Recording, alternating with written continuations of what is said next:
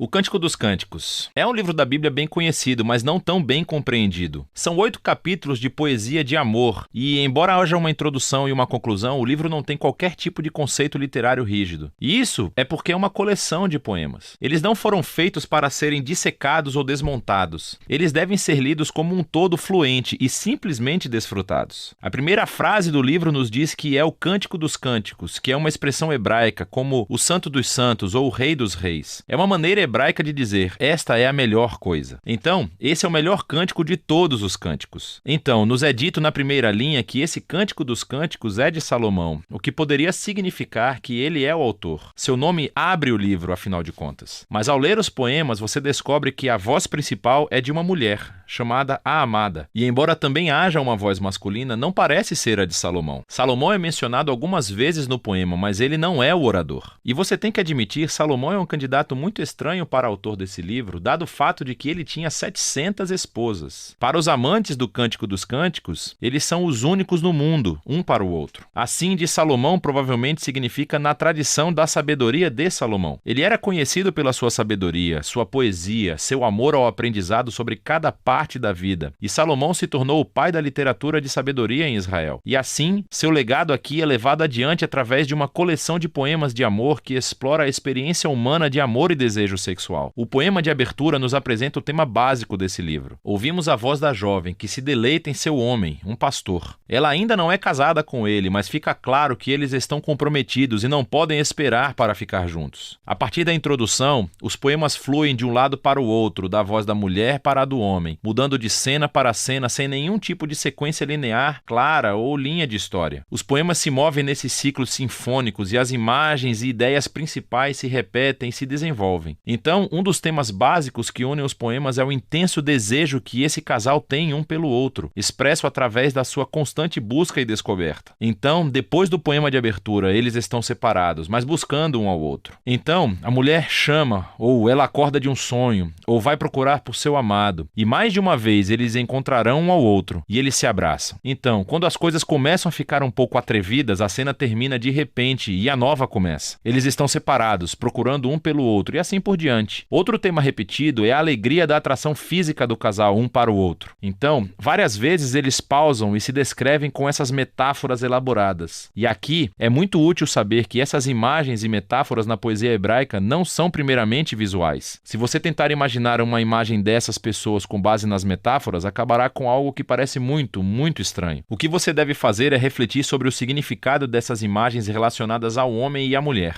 Então você lerá os ciclos poéticos e a tensão continuará aumentando no desejo, alegria e atração que eles sentem. E essa repetição em espiral é uma maneira poética de aumentar e focar o mistério e o poder do amor sexual. Tudo se encaixa na conclusão, que faz uma pausa para resumir o que são esses poemas. O amor é tão forte quanto a morte. Suas paixões são duradouras como a sepultura, suas labaredas são de fogo, uma chama divina. Muitas águas não podem extinguir o amor. Rios não podem varrê-lo. Se algum homem tentasse usar todas as suas riquezas para comprar o amor, a sua oferta seria desprezada. O poema destaca o poder e a intensidade do amor. Como é bonito, mas também perigoso. Como o fogo, o amor pode destruir as pessoas se elas forem maltratadas ou ser estimulante se estiverem protegidas. No fim das contas, o amor expressa o desejo humano insaciável de conhecer e ser totalmente conhecido e desejado por outro. O amor é uma das experiências mais transcendentes e misteriosas da vida humana. E como parte da tradição da sabedoria da Bíblia, esse livro diz que é uma dádiva de Deus. Depois disso, há um poema estranho sobre Salomão tentando fazer o que o poema anterior acabou de dizer que era impossível: comprar o amor. A mulher rejeita a oferta de Salomão e, em seguida, o livro conclui com o homem e a mulher. Eles estão separados novamente, na busca de um pelo outro. Ele liga para ouvir a voz dela. Ela implora para ele fugir com ela, e assim o livro termina. É totalmente aberto. Mas isso é muito parecido com o amor, que nunca termina verdadeiramente, porque há sempre mais para descobrir e perseguir em sua amada. E o verdadeiro amor não tem fim, e nem esse livro. Agora, através da história, a grande questão levantada pelo Cântico dos Cânticos é: o que raios a poesia de amor está fazendo na Bíblia? Houve 3 interpretações principais desse livro ao longo da história. Na tradição judaica, era lido como uma alegoria. Cada personagem é um símbolo. Então a mulher é Israel, o homem é Deus, e o seu amor é um símbolo da aliança entre Deus e Israel feita no Monte Sinai, na entrega da Torá. Essa visão fluiu para a tradição cristã, mas os personagens foram trocados. Então é sobre o amor de Cristo pelo seu povo, a igreja. E essa interpretação foi inspirada pelas palavras de Paulo em Efésios 5, de que o amor de um marido cristão pela sua esposa é um símbolo do amor de Cristo pela igreja. O que é interessante é que nos últimos 100 anos, descobertas arqueológicas entre antigos vizinhos de Israel no Egito e na Babilônia revelaram todos os tipos de poesia amorosa antiga, que é muito semelhante em linguagem e imagens ao do Cântico dos Cânticos. Vemos que a poesia do amor era uma parte significativa do ambiente cultural de Israel, o que levou a maioria dos estudiosos hoje a ver o Cântico dos Cânticos como o que ele se representa, um arranjo de poesia amorosa israelita que reflete o dom divino do amor. Mas isso não significa que seja apenas uma antiga poesia de amor. Há uma característica fundamental desses poemas que se destaca quando você os lê como parte do Antigo Testamento, e esse é o uso irresistível de imagens de jardim. Há ecos poderosos do Jardim do Éden e da cena idílica entre o casal nos primeiros capítulos do Gênesis. Então, a imagem do homem e da mulher, despidos e vulneráveis, mas completamente unidos e seguros um com o outro. Isso ressoa no painel de fundo de Cânticos dos Cânticos. É como se nesses poemas estivéssemos testemunhando o amor de um casal cuja relação não é contaminada pelo egoísmo e pelo pecado. E, finalmente, a canção mantém a esperança de que, embora nossos próprios relacionamentos sejam tão frequentemente distorcidos pelo egoísmo, o amor é um dom transcendente. E é para nos apontar para algo maior, para o presente do amor de Deus que um dia permeará e transformará seu amado mundo. E é disso que se trata o Cântico dos Cânticos.